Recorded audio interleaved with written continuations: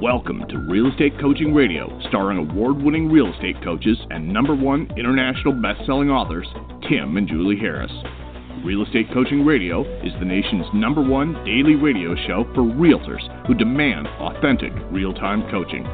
Get ready for fluff-free, unfiltered, full-strength honesty about what's truly working to get you into action, helping others, and making money now in today's real estate market. Now to our hosts, Tim and Julie Harris. Hey, welcome back. I have to tell you, Julie and I are thrilled to do today's show for multiple reasons. Reason number one is we like doing the show. Reason number two is we're looking forward to finishing up on this topic that we started a couple weeks ago. And the topic, of course, is about essentially the 2020 predictions. I wouldn't even call them predictions. These are essentially what you should expect to have happen in 2020. So let's call these your 2020 expectations. But the biggest reason is because, as a lot of you know, Julie and I live in Puerto Rico. We moved down here about mid last year, and a lot of you know, all of you seem to know, based on the numbers of texts, emails, chats, and whatnot, that the earthquakes really were an absolute shit show down here. Yeah. You know, there's no other nice way to say it. It was starting last week, about 4:30 in the morning. There was this sort of like, Julie and I were both asleep, and all of a sudden, the ground in the house started to shake, and we spent time in California, so those types of things don't really scare us. But this one just did not stop; just kept on going and going and going. And then after that, there were just lots and lots of earthquakes, and it kept on going on for the next 2 or 3 days. Still now there's little tiny aftershocks. Julie's got this ultra-sensitive inner ear, so she can feel even the tiniest little, shaking and shimmering, disturbance in the force. Which has obviously created a lot of opportunity for me to bother Julie, because when she's looking at me, I can just start moving around ever so slightly, and she thinks there's another earthquake. But that aside, so just wanted to give you guys thank you for caring about us. Thank you for sending us your best wishes and your prayers, and all is well. We're fine. Just in case you're curious, we're going to do a little quick 5 points on what we learned from living through one of the worst earthquakes in modern history. And we're going to do that show in the next couple of days. But I wanted all of you to know that we are great. There's no real problems here. We've learned a lot from this experience. And, we're going to probably talk about that Thursday or Friday. But look, what you need to be focusing on is you need to be focusing on yourselves. You need to be focusing on your business. You need to be focusing on your 2020. You need to be focusing on doing whatever it takes to make this, I hate saying this because it's so trite, but it really is true. Make this your best year ever. And, there's a lot of components that go into that very thought. Like, what does it take to make it your best year ever? And then you start actually writing all these things down, and it feels immediately overwhelming. Been there, done that. Trust me, I know what you're feeling. So that's the reason that Julie and I created the Real Estate Treasure Map. The Real Estate Treasure Map is about the easiest and most comprehensive, and you can see those words are sort of contradicting each other, because how can something be comprehensive and easy? It's easy because it's fill in the blank, and it's comprehensive because it's fill in the blank, but there's a lot of blanks to fill in. Business plan. It's not just a business plan, it's a business and life plan. And what this is going to do when you complete this, it's going to take you through all aspects of your business and your personal life. It helps you go through the 5 areas of life with goal setting. And Julie and I, as a lot of you longtime listeners, aren't just going to be satisfied with you writing down your goals. For every goal you write down, the plan, the Real Estate Treasure Map, sort of forces you to actually complete not just the plan, not just the goal, but the action plan behind the accomplishment of the goal. So we created this a number of years ago. We revise it every year, but not really too much. I mean, it's kind of was perfect first go around. So we're going to give this to you. It's for sale on Amazon if you want to go buy it, but I just assume give it to you. That way you have no excuses not to complete your Real Estate Treasure Map. And all you've got to do is text the word Harris to 31996. Text the word HARRIS to 31996. And when you do, you're going to be sent a text back, and it's going to send you a link to the download page, which is on our website. And then that's it. That's your whole obligation. That's my and Julie and I's commitment to making sure you guys have a fantastic year this year. Now, you will be getting a call back from somebody offering you a free coaching call. And the free coaching call will be with one of our new member coaches, and you will then have an opportunity to then have somebody help you complete the real estate treasure map and also learn about our Premier Coaching Program. Now, speaking of the Premier Coaching Program, we are going to get to our next point here in a second. A lot of you, hundreds of you, are joining the Premier Coaching Program. Welcome aboard. We really appreciate it. For those of you who are Premier Coaching curious, I want you to, as soon as you possibly can, you know what? Here's the easiest way for you to do it. Just text me directly, and I'll send you directly to one of our lead coaches, and he'll call you back. So text me directly at 512-758-0206. It's 512-758-0206. And all you got to do is text me the word coaching, and what I'll do is I will forward that to Andrew or Allison, one of our other fantastic new member coaches, and they'll call you immediately back. We are running a promotion in January, again, with focused on helping you guys get your year started out strong, where you can join Premier Coaching for actually no money down, for $100, for less than $100 a month. And there's no contracts, you can cancel at any time. So I want you guys to seriously consider using the combination of tools that I just told you about. Number one is obviously just, grab the real estate treasure map, text the word Harris, Harris, to 31996. And to learn more about our Premier Coaching Program, just go ahead and text me direct, and that is my real cell phone number. And if you have any questions, you want to chatter about something, I'm all for it. Our TV doesn't work, so look, guys, I have hours to fill in the evening. So if you want to text and talk about something, please go ahead and text me at 512-758-0206. But again, a sincere, heartfelt thank you for all of you who did wish us so many, the prayers and the emails. And when we finally got back online, we didn't go online really with our cell phones, but we were just getting calls and texts. But when we finally went back online, we went to Facebook and all the private messages and all the other things. It was hundreds, which was just really, it's really nice and wonderful that you guys thought of us like that. It was more well wishes and concerns than I think probably Julie and I had even on our birthdays combined, which is always a nice little surprise from all of you. So there it is, those two things. All right, Julie, let's jump. Do you have any other announcements or anything? Yes. Or can we just jump right into our next point? Hey, Yep, isn't it fun to be on in. the podcast?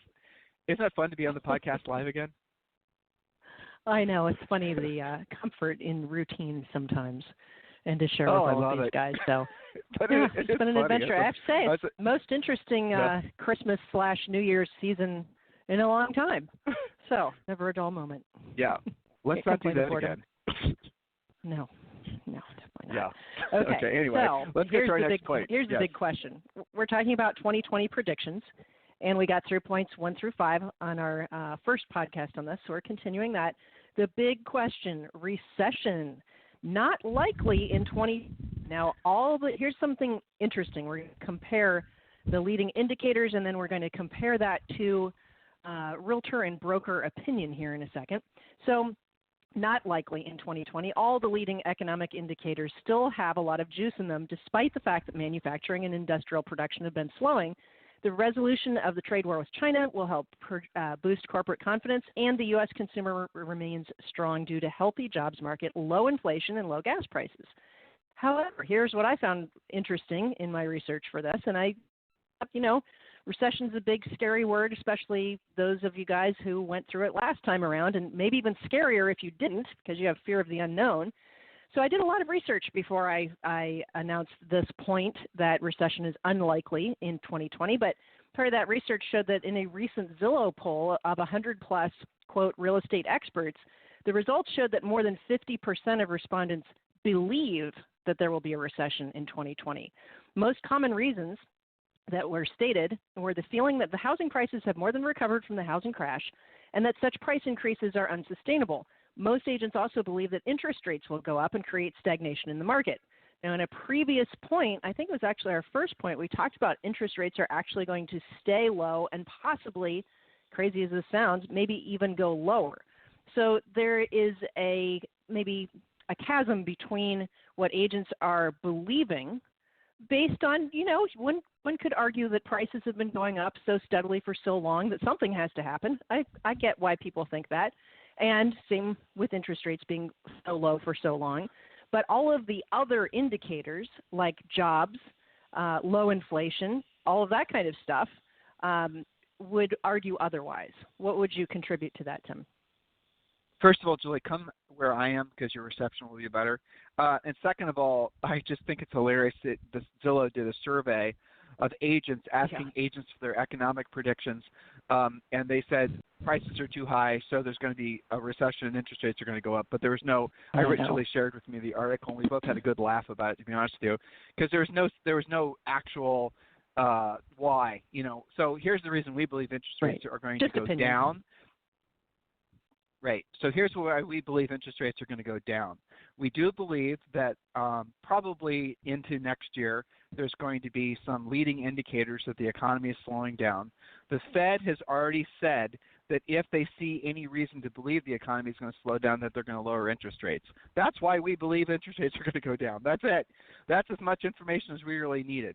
Now, here's another little thing, and we learned this from actually talking to one of our neighbors, a guy named Peter Schiff, who you guys might know from all the news channels, CNBC, Bloomberg, and whatnot. We see him at the gym almost every morning. I talk to him about interest rates, and we also listen to his podcast, is that he said his opinion is, and this is based on essentially I would call legitimate information. He's basing his predictions that interest rates are going to go down, and that there's going to be signs of an economic slowdown into next year. And his opinion is inflation is going to increase.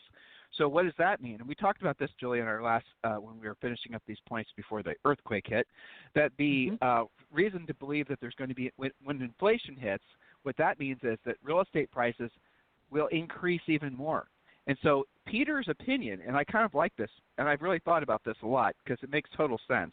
Peter's opinion is if you're purchasing real estate right now, knowing that interest rates are going to go down, and Julie and I have been, we're huge Dave Ramsey pay off all your debt fans. Trust me when I tell you that, when you guys come to us and you have any kind of financial problems, as your coaches, what we're going to do is we're going to put you on a steady diet of Dave Ramsey to get your financial house in order, and that works 9 times out of 10. So what Peter's suggesting is that if interest rates go down, which, again, you know why, and if that happens and inflation increases, what that's going to do, it's going to cause asset values, not all assets, but some assets, a house being an asset, to increase. So an asset increases, borrowing cost to buy said asset decreases. So Peter's example was if you can borrow what are going rates right now in the 3s, which is insane, by the way. But let's say rates drop down to 2 points, or 2.25, or something like that, and the house inflates, or sometimes people will say inflation and appreciation the same, and they're really not. But let's just say inflates or appreciates by 4 to 6%. Let's just hope that inflation doesn't go crazy. But let's say it increases by 4 to 6%, and that all happens, and you're paying half that, less than half that for your actual interest on your mortgage. What you're going to see is the house's increase in value will outpace the actual interest you're paying on the loan. So the move to make in those situations is borrow more money to buy a house that's going to essentially make it so that it's free for you is really the punchline to all that. Again, this is not normal advice Julie and I ever give to coaching clients, but these are strange times. There's not in sort of my lifetime, Julie's lifetime, there's not been a time where there's been this long of an economic expansion. It seemingly is continuing. Hey, it turns out that we don't have to have 7 or 8 or 9 years of expansion followed by a nasty recession. It turns out that was just a theory that maybe now that we're in this different phase because of a whole host of reasons, maybe that is going to no longer be the case for the rest of our lifetimes. I don't know. Not smart enough. I'm a real estate coach. If I was smart enough to really thoroughly understand this, I'd be working for Peter Schiff. Okay, Julie, next point. Yes, next point. Millennial buyers. According to year-end reports for 2019, 37% of home buyers were actually millennials. The greatest difference with these buyers is their use of technology to search for properties and their preference towards texting about everything from setting up showings to negotiating. If you're not up to speed with the best real estate apps and used to texting, you might be missing a large piece of the market, like almost 40%. Also, don't assume that they're in the bottom of the price ranges that you work. That's always been common thinking, right? First-time buyers, you don't really work with them because they're not spending much money. But in actuality, according to an article in Realtor Magazine, they're increasingly skipping the starter home and immediately going for something bigger and more expensive. 1/3 of millennials who purchased homes in 2018 paid $300,000 or more a steep step up from the averages we're all used to hearing about, 150 to 250, that most buyers plunk down for their first purchase in previous years. So they're waiting a little bit longer. There's a whole bunch of them, almost 40% of the market, and they're spending more than you think. So if you're ignoring the millennial buyers, you're ignoring 40% of the market. And that's based on real facts and reporting. So that's going to be a major factor. And I think that also is affecting inventory and some other things, but you have to be able to go where the market is leading you. Point number 8, do you want to hover there? Follow up. Go ahead. Follow up with the fact that Generation Z, the generation following the millennials, they're starting to purchase houses too. So again, this goes to the fact that we're dealing with a massive, demographic forces that are going to really reset the board game. Clearly, they are. Between Julie and I are Generation X. Some of you, a lot of you guys are baby boomers, and then you have all these marketing terms, millennials and Generation Z. But really, here's what you need to focus on. That is a ton of people that need to buy and sell real estate. That's really the bottom line. And there's obviously you're dealing with a lot of immigrants that are wanting to come to the United States. There's all kinds of visa, type, let's call them deals that if you purchase real estate, you can get a visa quicker, and all these different things that are going to absolutely positively add more tailwinds to the entire real estate market going forward, regardless, guys, of what happens in the overall economy. There's still going to be lots of people buying and selling real estate.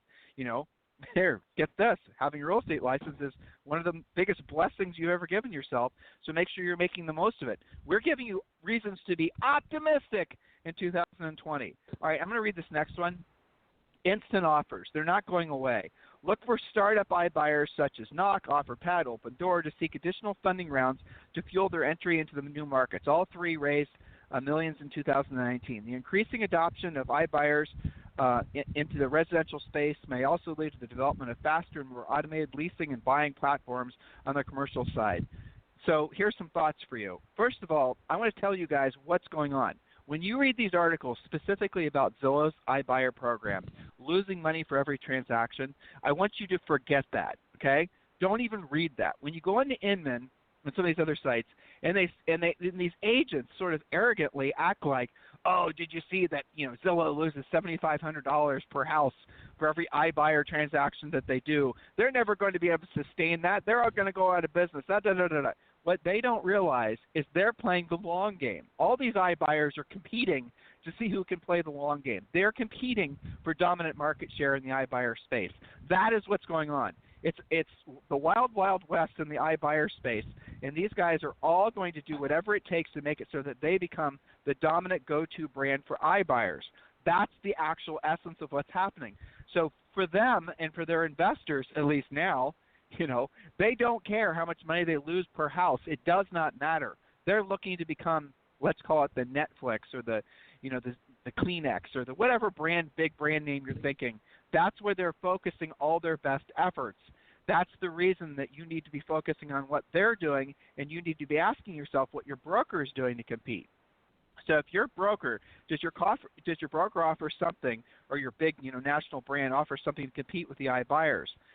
Express offers, for example, EXP announced earlier this year a platform that enables agents to submit their sellers' homes to several institutional investors who can make an instant cash offer. Now, I'm going to edit that. Here's another thing you can do. If you're an EXP agent, you can actually go and find a house for sale that's not your listing, and you could submit it into the iBuyer, the Express Offers of EXP's iBuyer platform, and you could actually sell that house to the iBuyer and get a buyer's agent commission on that. It's a listed property with another agent. You can submit it, and then you can get paid on the buyer's agent side just because you're the one that introduced the investors. Now, obviously, the math has to make sense from their perspective, but if you're not an EXP agent, if you're not realizing essentially all the things that EXP is doing to revolutionize the real estate space, there's a really great, easy way for you to find out. Just text the word EXP to 31996. Text the word EXP to 31996. EXP is going to be in real estate. This should have been maybe another macro point, Julie, but EXP is the major conversation that people are having about brokerages right now. EXP is the fastest growing real estate brokerage in the history of real estate brokerages. Now, why are they growing so fast? Because essentially they have a really kick-ass brokerage model. There's that. But also because they create different financial streams for agents. And if you want to learn more about that, I want you to text the word EXP to 31996. Julie and I, in the 20-plus years we've been in the real estate space, Julie was a KW agent for a blink. We were RE/MAX agents for a long time. We have never seen anything that's as agent-centric as EXP's business model. We know people, guys, who've been with EXP for a short while, who not only are making more money. Well, I'll give you an example. Call it McDonald. She's in Atlanta. She did the math on her being with EXP, and I won't take you through all the semantics of the different reasons why what I'm about to tell you is true. But she ended up not only not paying EXP anything last year because essentially she qualified through different programs, but because she was a shareholder and the stock also increased in value, she actually had net EXP pay her. That's not even including the revenue share model. So I want you guys to go ahead and text the word EXP to 31996. Text the word EXP to 31996 and learn more about EXP. And when you do, you're going to be sent back a link to a really quick, very informative video. Watch the video. Someone from our office or our team will call you back and answer all the questions. You really do need to be at least aware of what EXP is offering, so that you've got to be wondering why it is that literally tens of thousands of agents are joining EXP every year. Last year, it was, I think, 10 or maybe, what would it have been, close to 15,000 agents joined around the country. Guys, that is an absolute revolution. That's not ever happened before. You need to learn why that's happening, why so many of the best agents in the nation are joining EXP. Text the word EXP to 31996. All right, Julie. Oh, that was point number 9. Oh, sorry. It was. More brokers moved point number 9. Well, I'll just read it then real quick. Point number 9. More brokers moved EXP as they realize they can't make profit if they can't make profit in a boom market, they won't make it in a slowing market. I just told you guys why. So again, text the word EXP to 31996. EXP, no spaces, just those 3 letters to 31996, and you'll get a quick introduction, 7-minute video back. And at least all of you guys should be at least EXP curious. Now, if you're really seriously ready to join EXP, if you've already done your exploration, you realize this is something you want to do and you don't want to waste any more time waiting, you can go ahead and contact me directly and I'll help you get it done. 512-758-0206. 512-758-0206. All right, Julie, read number 10, please. Yes. Point number 10, you have demonstrated with so many great interviews for single agents or agents that have just one assistant. The team model declared a failure officially 2020. And that's not even a point to discuss because you have, I can't even think of how many, even recently, 4 or 5 interviews where agents are killing it without having to have a huge team, thus making their net pretty spectacular. So you marry that to something like an EXP model, it's life-changing. So that's what I have to say about that particular point. It's declared a failure. It's declared a failure, assuming you actually want to make a profit. Okay? If you don't care about making a profit, if you don't care about making a profit, and you're more ego-oriented, and you basically want to get all the awards and the plaques and all the attention, and you want everyone to see that think you're something that doesn't have anything to do with ever building any real financial future for yourself or your family, well, then the team model works great. If you're one of the smart agents who actually wants to make it so that you're rich, where your money works for you, you no longer have to work for your money, then you definitely want to seriously reconsider any ideas of building a team. Again, we have done so many podcasts on this. Don't take our word for it, guys. Go back and listen to the podcast. We did one recently with a guy named Don Yoga. Don was, in essence, an executive at Keller Williams. And he went through the numbers when he was working at Keller Williams. And let's just agree that Keller Williams has been the biggest pusher of the team model ever. And Don went through very succinctly and talked about why, basically saying all the same things we've always said, but talking about why the team model is such a crock of shit. The biggest one being is, why is it that the brokerages push the team model on the agents? It's very simple, because then you get these agents who frankly aren't really able to have done any independent research because they've never had anybody giving them the opposite view, the truth view, like what we're doing right now, telling these agents, don't do the team model if you want to build a profit. When you're being presented with the idea of building a team, do you guys notice they never talk about increasing profits? Here's why. Because you don't make any. You don't make any, and pretty much on a routine basis, your whole team quits. And that's what Don talks about. So I want you to go ahead and listen to that past podcast. Just go to iTunes, go to Stitcher, go to Spotify, go to our main website, timandjulieharris.com, and look up Don Yoakum, Yoakum, and he goes through point by point. But here I'll summarize one of the things I learned from actually another former Keller Williams executive is that 96% of all, 96% of all teams fail. And no, it's 94% of all teams fail. So 6% of the teams that don't fail, something like less than 1% actually make a profit that would be more than something like 10%. So the numbers are crazy. Don't bother doing it. And again, Julie's point, when you go and look at the agents that are the most profitable, they don't have big teams.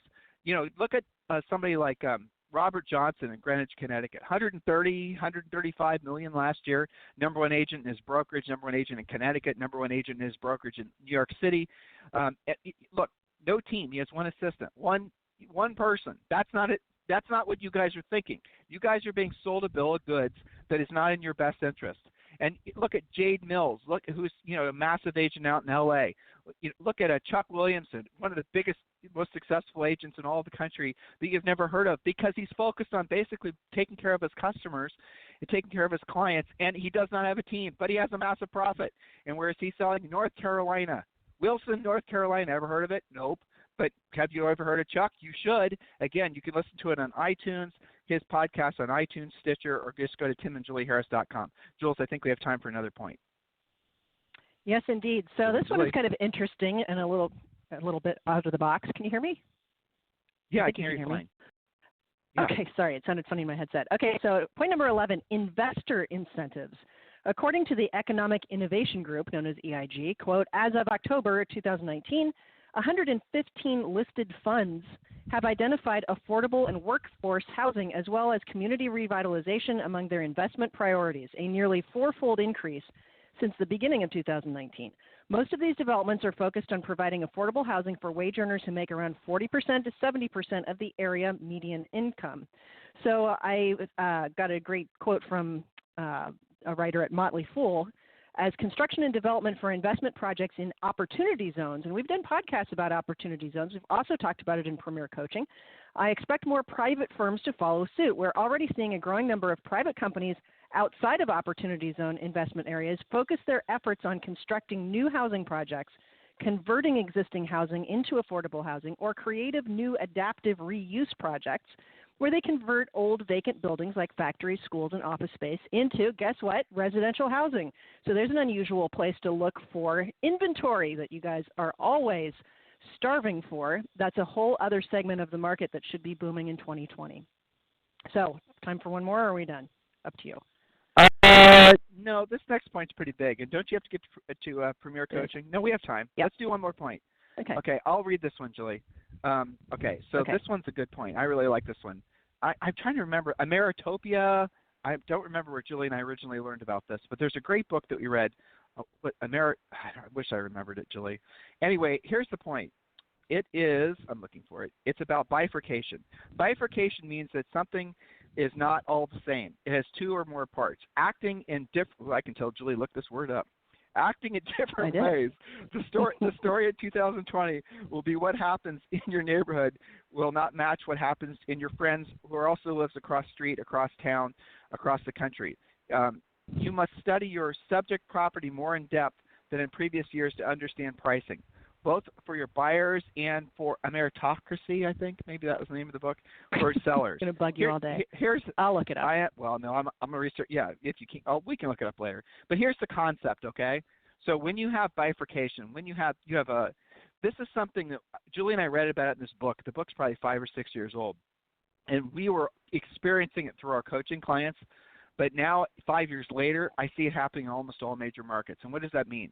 The experience that some people have, the experience that you have is more different than the experience that you've ever had with any of your neighbors before.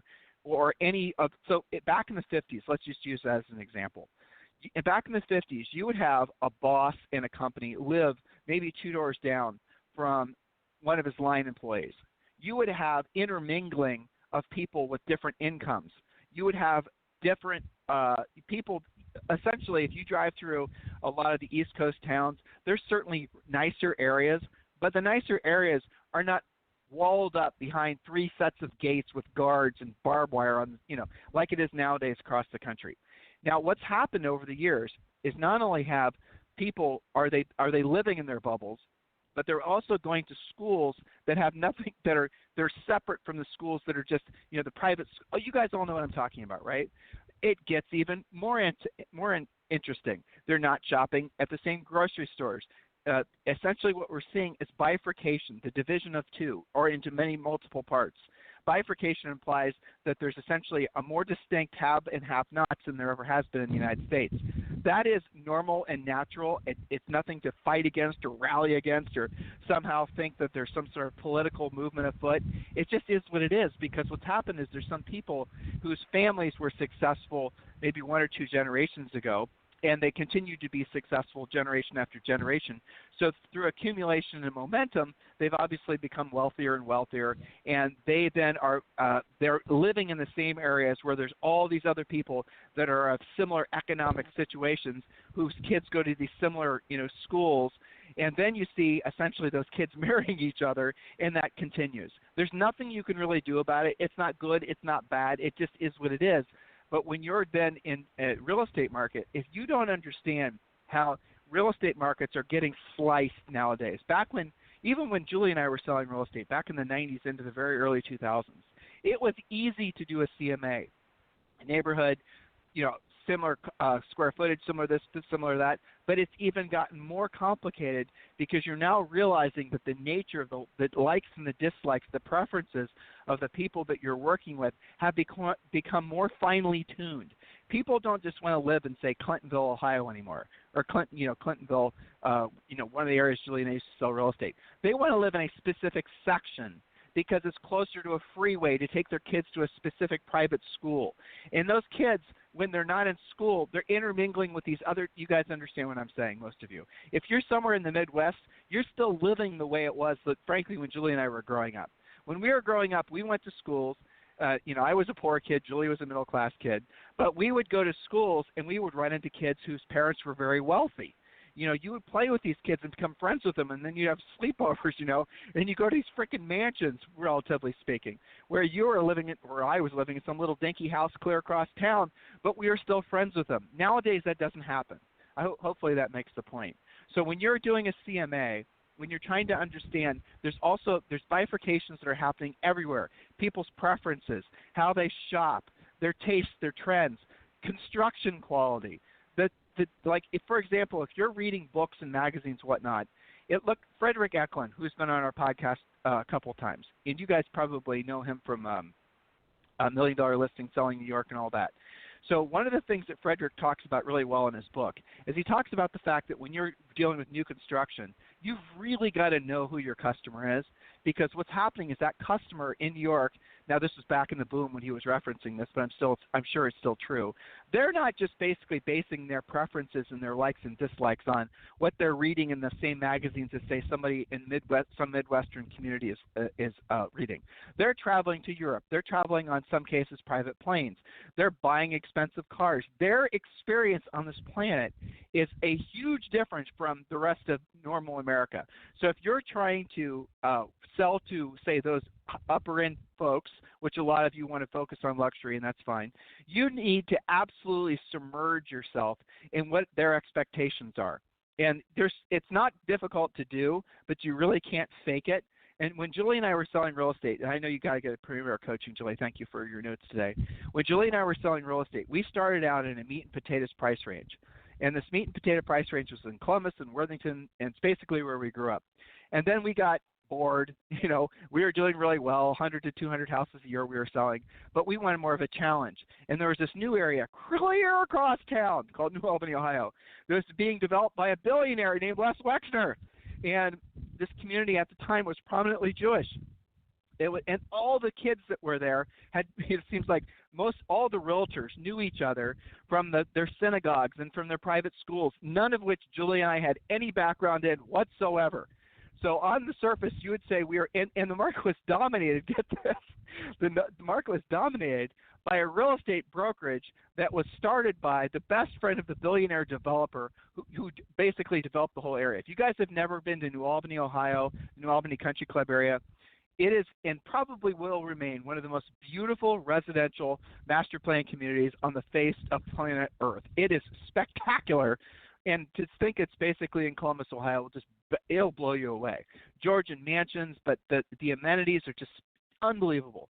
So we were selling normal houses that were built after World War II, little cracker box houses, and we wanted a bigger, broader experience. So we went out to New Albany, Ohio, and it took us about 2 years, and then we'd become the prominent listing agents. What did we do? Guess what we ended up doing to do that? We studied what the market was like. Now, fortunately, a lot of the people were, they were first generation wealthy people, which Julie and I at the time were working on. So they appreciated the fact that we had, as they would refer to us, as having chutzpah. And yes, and we'd work our butts off for them. And the agents that had been there, but they were at the disadvantage because they did not really, and I'm not saying this is universally true, but it's what the sellers would say to us, they were not servicing the sellers and going above and beyond, because those agents who had grown up in that type of environment had more of a sense of entitlement to the business. And so they didn't service the sellers. They weren't having conversations with the sellers about pricing. They weren't doing open houses. They just weren't working the listing like Julie and I would. Because Julie and I had cut our teeth selling normal priced houses in a normal priced area, we were used to working our asses off. So when we rolled into that more expensive market, our work ethic, what we knew it took to get the job done, was something that really resonated with all the folks that we ran across. So when Julie and I would go after an expired listing and we'd show them what we would do, guess what? These upper-end agents, they didn't have pre-listing packs. They didn't have listing presentations. They didn't have pricing scripts. They didn't have nothing. And so we basically were able to really dominate. And eventually the market started to realize what, essentially that they needed to become more competitive, and a few of them did. But the moral of the story is don't be afraid of going after the upper-end market. But Julie and I would research what they liked to wear, where they wanted to vacation, where they would go to shop, where they would, everything. We investigated everything. And when we start going on listing appointments, and we talk about this in our book, Harris Rules, and this is really a great important topic when you guys are trying to decide a simple thing as how you dress. It was what Julie and I did is we had listing presentation outfits that we got, because we noticed when we go on these listing presentations, we're big advocates of removing your shoes, right? When you walk into someone's house, especially if they're not wearing their shoes, we would notice that they would notice what kind of shoes especially Julie was wearing. We would notice that they were looking us up and down to see, well, whether or not, Tim and Julie were people that had any experience dealing with people like them or not. But they were looking for the visual cues and clues, really, as to find out whether or not they felt comfortable with us. As silly and petty as that sounds, you do the same damn thing. Let's just say you're a normal middle-class person. You're looking at other normal middle-class people, or you're looking at other people trying to figure out if they're part of your tribe. Well, well-off people, rich people, and we are fortunate enough to work with some extremely rich people, they do the same thing. So you have to think and dress and act and speak and have a broader perspective than just your own little bubble, right? And then you start going after the market. But then you have to learn the market, and that's really where they would choose to do business with us, because Julie and I were very, very, very precise in understanding the different types of construction quality, the different areas in this community that were more desirable than others, and why. We really spent a ton of time learning about what the developer, new neighborhoods, new housing styles. Julie and I would go to New York City, and we would go down to Miami. We'd go to these areas that were like a generation ahead of Columbus, Ohio, and we looked to see what the big trends were in kitchens and bathrooms and colors and all this silliness, right? But it made a huge difference when we'd go on these listing appointments because they felt more comfortable with us. Eklund, Frederick, talks about the same thing in his book.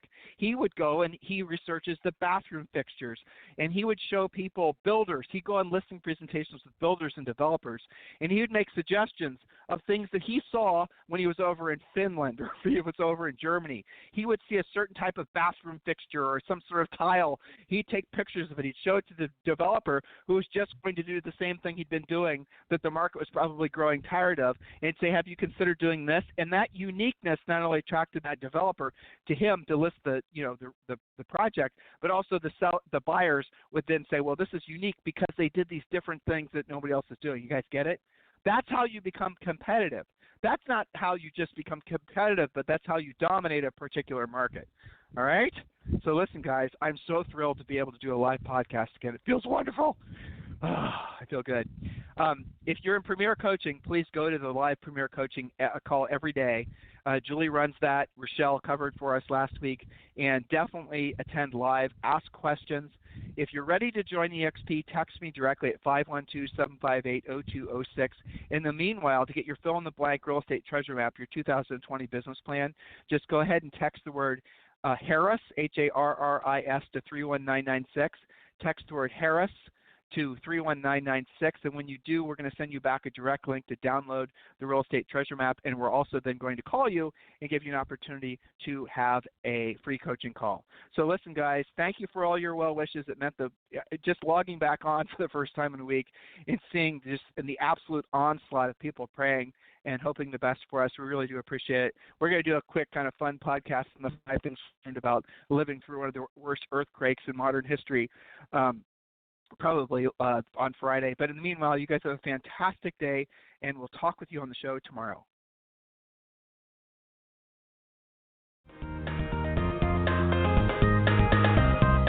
This program has been a presentation by Tim and Julie Harris, Real Estate Coaching.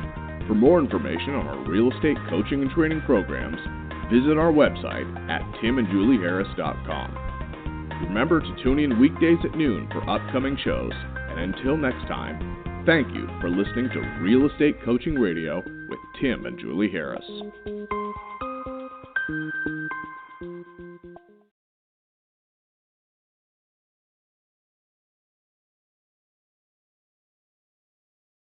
This podcast is a part of the C-Suite Radio Network. For more top business podcasts, visit c-suiteradio.com.